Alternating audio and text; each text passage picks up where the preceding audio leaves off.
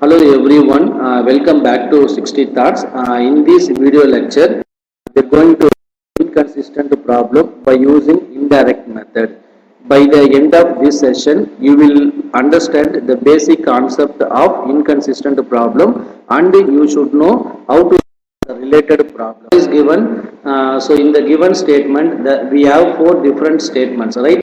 Coming to first statement, it contains two different statements, right? So what is our first statement? It is called if-then statement. Okay, and also in this statement we have two different statements are there. One is if misses many classes through illness, then if I is school. Okay, coming to second statement. Second statement is also called if-then statement.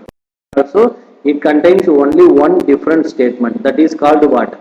Ram is uneducated. Okay, if Ram fails school, then Ram is uneducated. Okay, coming to third statement. Third statement, it is also called if-then statement. Okay, and also it contains only new statement, that is called what? If Ram reads a lot of books, then he is uneducated. Okay, coming to fourth statement.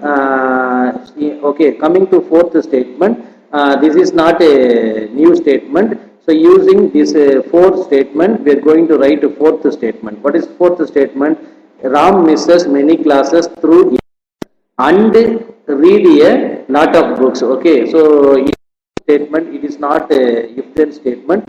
It's called conjunction statement. That means, what is meant by conjunction? Joining any different statements. Okay, so here we have two different statements are there. We are joining the two statements by using conjunction operator. That means and operator. Okay, so what is our problem? Our problem is called inconsistent. Show that the following premises are inconsistent. What is the meaning of inconsistent? They given only premises statement, right? So using the given statement, we are going to prove the conclusion statement. What is our conclusion statement answer? Prove only false. Once we proved false, therefore the statements are called what? Inconsistent. Okay. So now I am going to introduce the proportional variable by using the given different statement. Okay. So solution, I am going to use the first proportional. Let P be the Ram misses many through illness. In first statement, we have first different statement. In the same statement, we have another different statement is there. That is called what? Ram fails I school. So I am going to introduce, let Q be the Ram fails school. Coming to second sentence, if Ram fails I school, then he is uneducated. I am going to introduce, let R Ram is uneducated. Okay. Coming to third sentence, one different statement is that if Ram reads a lot of books, so I am going to consider that is let P Q R S. Let S be Ram reads lot of books. Okay, in the given problem, only four different statements are there. So so that we introduced four different proportional variable, that is P, Q, R, S. So using the given statement, we are going to write a first symbolic form. What is our first statement? If Ram misses many classes through illness, then he fails I school. It is called if-then statement. Whenever you get if-then statement, we introduce what? By conditional symbol. Ram misses many classes through illness. It is nothing but P, Q. How to read this one? If Ram misses many classes through illness, then he fails I. Okay. What is second given premises? Second statement. If Ram fails I school, then he is uneducated. That is also if-then statement. So I am going to write what? If Ram fails I school, it is denoted by Q, right? So Q then R. Okay. What is third? Symbolic given premises. Third one also if-then statement. If Ram reads lot of books, then he is not uneducated. Okay, Ram reads lot of books. It is introduced, but it is denoted by what? Yes. So yes, then he is not uneducated.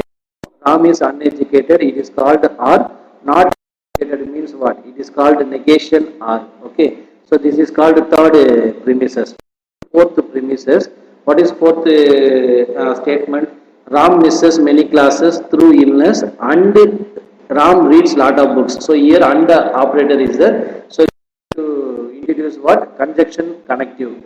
So what is meant by conjunction connective? Joining the given statement. So Ram misses many classes, that is called and Ram reads lot of books. It is denoted by what? Yes. So are the given premises. Okay, so using these four premises, we are going to conclusion statement what? False only. Once we proved false, therefore the given statements are called what? Inconsistent. If I want to prove false, what is our before statement? We have to convert either the given variable in the form of what? Inverse law. What is inverse law? R and the negation R. This R is called what? Any one proportional variable. That means PQRS. Here also we get what? PQRS. Once we converted the given proportional variable in this form, then only we can able to write what? False only. Once we proved false, therefore statements are called what? Inconsistent. So now we write step number 1. So here four different you can choose any premises first. Okay, I am going to choose first premises is okay. So step number 1, I am going to write P and the S. This is premises. Okay, so using these premises, I am going to write two different steps. What are the two different steps means? One is P, another one is S. We know one formula is there. What is a conjunction simplification law? Simplification law, but whenever we get P and Q, write either P or Q. Okay, so that here we wrote P and the S. So what is the reason? Step number 1, with simplification law. Okay, so we get same reason. Okay, so we get two different variable P and negation S. Okay, so now I am going to introduce any premises first. Okay, you can, remaining three premises are there. You can introduce any premises next one. I am going to introduce next premises is what? Third premises. Why? Because S is there. S then negation R means we get some. Otherwise we can introduce what? First premises also possibilities are there. So that I am going to write fourth step, third premises. So S then negation R. So this is our premises. Okay. So now using step number 3, step number 4, I am going to write a step number 5 with the help of modern law. What is modern ponens law?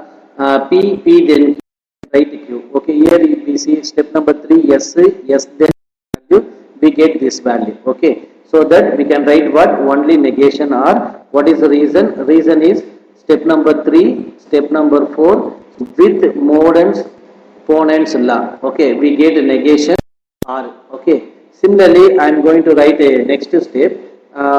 Yes, so I am going to introduce premises, right? So I am going to introduce second premises. What is premises? We have different values there, right? So next premises, I am going to write a Q then R. Okay. So this is called what? Premises. Okay. So here we see using step number 5, step number 6, we get step number 7. What is our law name? So I am going to use Morden's tolerance law. What is Morden tolerance law? P then Q, negation Q means negation P. Okay, here you see Q then R. What is negation R is there? We can write what? Negation Q.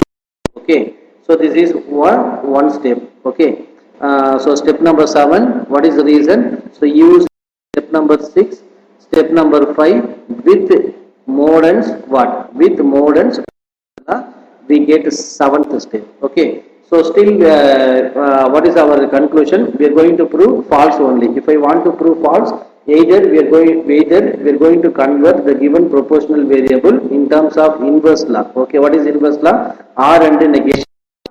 Okay, so now I am going to introduce first premises once again. So what is our first premises? Step number 8. I am going to write a first premises P then Q. Okay, so P then Q. So this is premises. Okay, so using step number 2. What is step number 2? P. Step number 8. P then Q. Using step number 2, step number 8, I am going to write only Q. So once again we are applying Morden's ponens law. Okay, Morden's ponens law. P Q, we get the Q. So here also P then Q, we get the Q. Okay, so now using step number 7 and step number, I am going to write a next step. So step number, so I am going to write what? Q and negation. Okay, it is called what? Using step number 9, step number 7 with negation law. okay, with conjunction law. What is conjunction law means? Q. If I want to joining these two statements, we get a P and the Q. I want to joining Q negation Q, then only we get Q and negation Q. Joining these two statements. So next step we need a using inverse law. We are going to prove what false. So step number 11. To write Q and the negation Q. It can be written as what false only. Okay. So using step number 10 with what inverse law. What is inverse law? False can be P and the negation. So here we know the proportional variable Q and the negation Q, that is nothing but what? Okay. So therefore the given statements are called what? Inconsistent statement. What is inconsistent statement? Meaning of inconsistent definition. The given, that means they give only premises.